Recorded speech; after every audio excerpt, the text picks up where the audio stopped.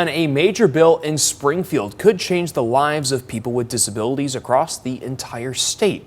The bill is called the Dignity in Pay Act, which would stop certain companies from being able to pay people with disabilities sub-minimum wage. In technical terms, this would eliminate companies that have a 14C exemption, or rather, it would eliminate that 14C certificate. That allows them to pay people with disabilities less than minimum wage. The change would come over the next 5 years. Now, local advocates for people with disabilities tell me tonight that this is a massive step forward, which would put Illinois as a driving force for equality. The real opportunity for our state to show the disability community that we understand the need for equity and inclusion. The challenge comes from the financial stress this could put on companies with a 14C certificate.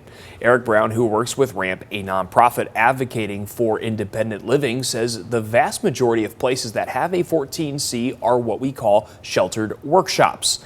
These are places that give people with disabilities a controlled work environment and place to learn skills. Brown says this is why there is a 5-year phase out of that sub-minimum wage policy to make sure none of these workshops go out of business.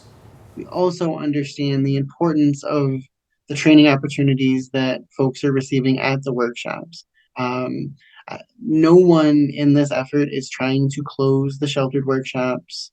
I think what we're saying to them is, let us help you do business in a different way. This bill has already passed through the state house, but still needs to go through the Senate before it can go to Governor Pritzker's desk to sign. Now, we have several of these 14C holders across the state line. Milestone Incorporated in Rockford, Malcolm Eaton Enterprises in Freeport, Village of Progress in Oregon, and Kreider Services in Dixon, to name a few. We'll continue to follow this story and the impact it could have on these businesses and people here in the state line as lawmakers get ready for a final vote on that bill.